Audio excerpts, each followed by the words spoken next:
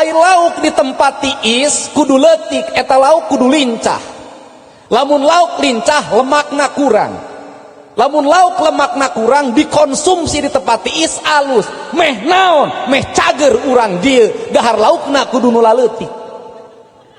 Sabab lamun urang dieu dahar lauk nu galede atau nu kadituna kunaon diwanayasa tangkal asem bet alus, kunaon eueuh tangkal uyah.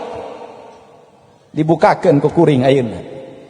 Hei, maneh nu apal ka kodo jeung kodar, maneh ditunda di sisi gunung ulah sok ngadaharan uyah. Maneh ditunda di sisi gunung dahar lauk nu laleutik.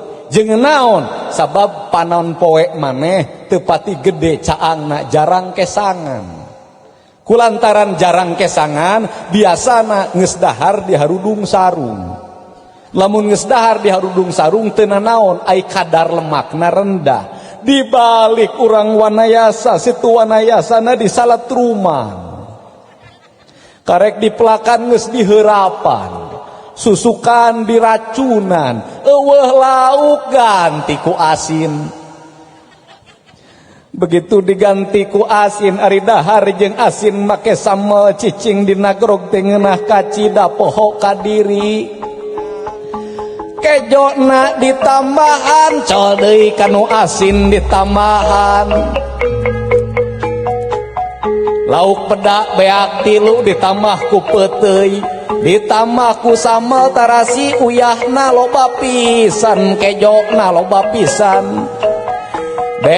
Beres dahar panon tunu terus diharudung sarung terus hees.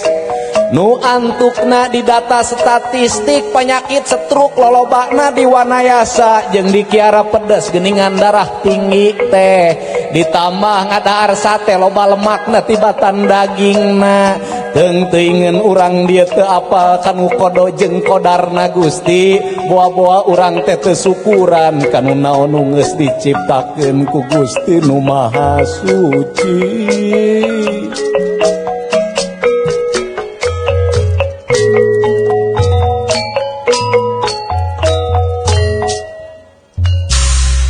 Ngarti teu ngarti keneh wae. Urang jentrekeun, urang wanayasa teh kudu loba ngadahar serowet. Kudu loba ngadahar lauk nila jeung mujaer sabab eta lauk nu pangsehat-sehatna. Lamun urang wanayasa loba ngadahar asin peda, babari darah tinggi, penyakit setrukna bakal loba. Bener teu? Teu percaya. Mantake terus laukna kudu make asem, tong loba teuing uyahna. Sabab naon? Beres dahar kejo sambal jeung asin, panon jadi tunu hees deui. Lamun gerak hese kaluar kesangna, penyakit jadi deukeut. Kudu mah nu cicing di dieu teh jauh tinu depresi, jauh tinu penyakit darah tinggi eta dahareun teu loyu jeung kodo-kodarna. Ngarti?